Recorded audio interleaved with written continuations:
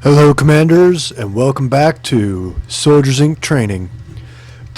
For this episode, we're going to focus on how to train your troops and the very basics of attacking other players.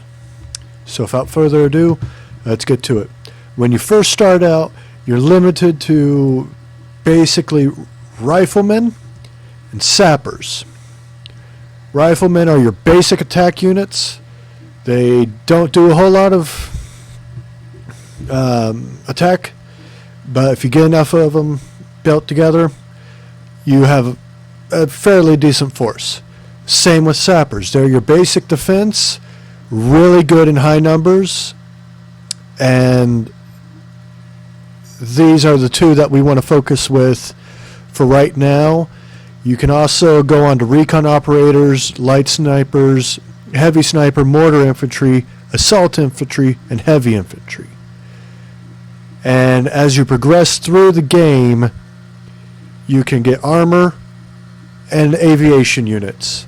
But for right now, we're going to focus on light infantry. Now, as you can see, I currently have sappers in production right now. But if you slide these bars over, or just click down in here, let's say I want to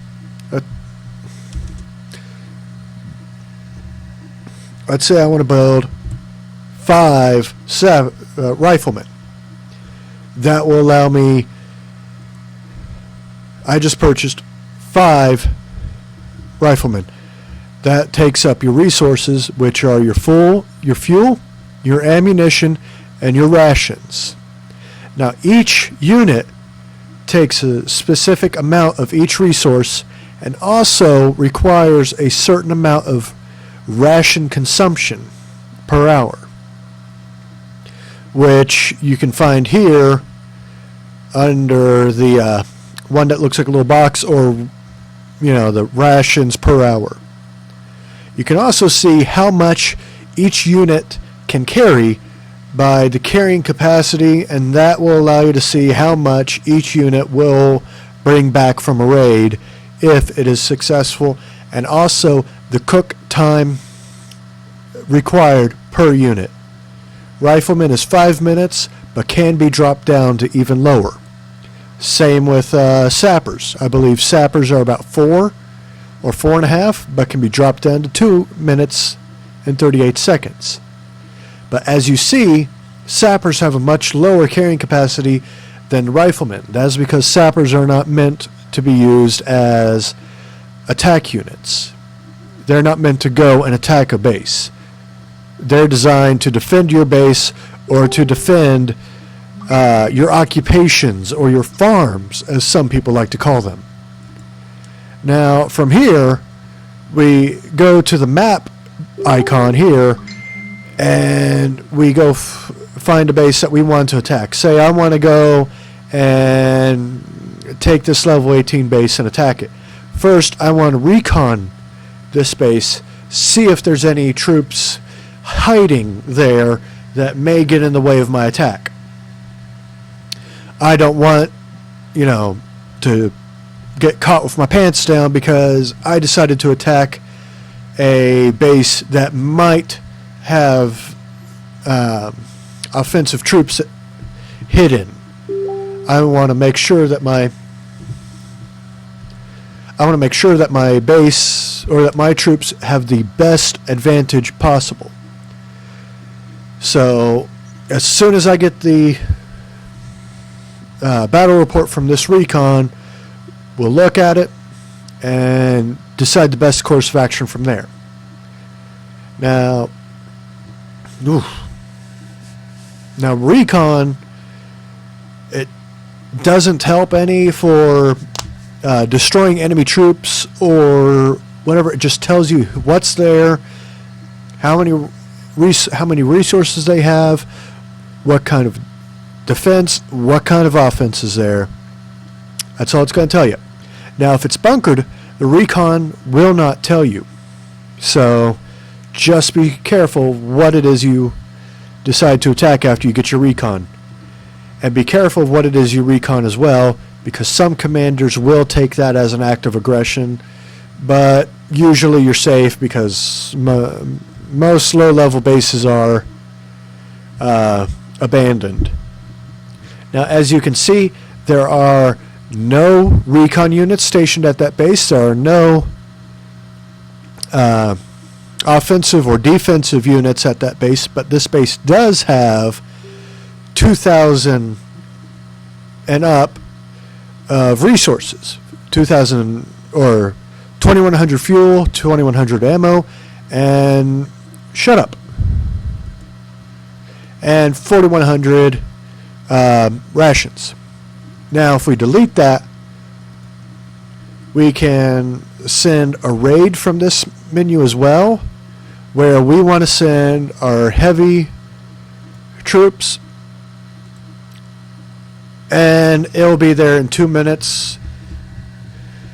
Some raids will take longer, some raids not as long, but that's just the way it works sometimes.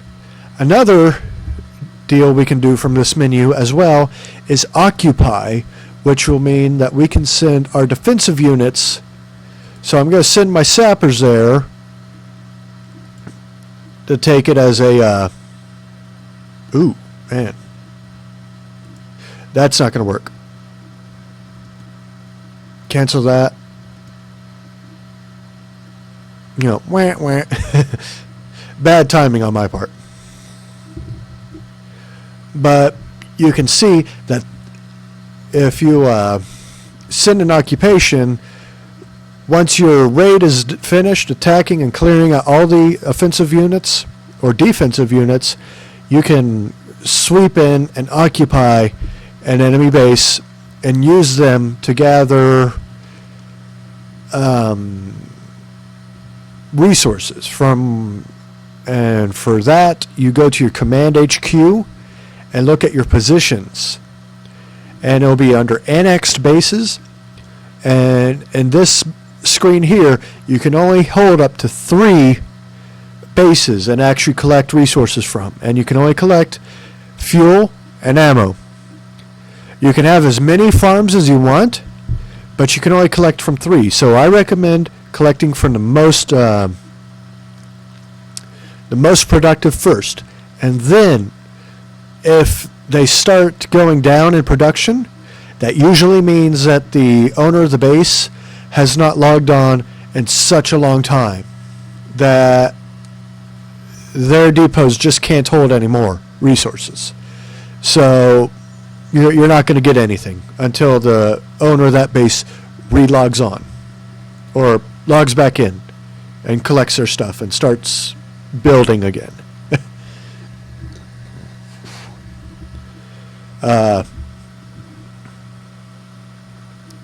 But that was basically a very simple rundown of how to attack.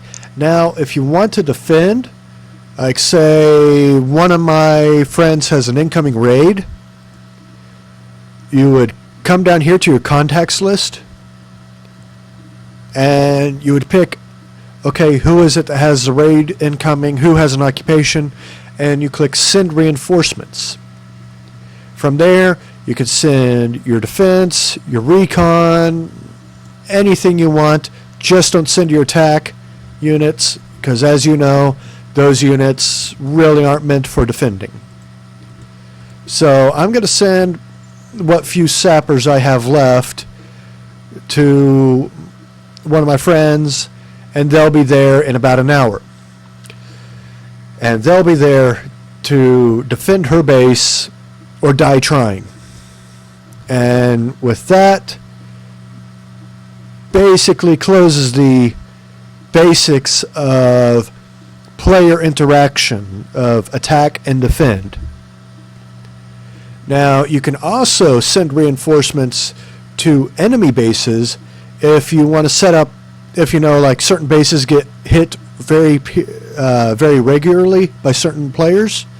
You can go and set up traps for those players. So it's really helpful for when, PvP weekend hits and you want to get a quick a quick round of points. Just figure out who gets hit regularly and just go park a whole bunch of defense in that base.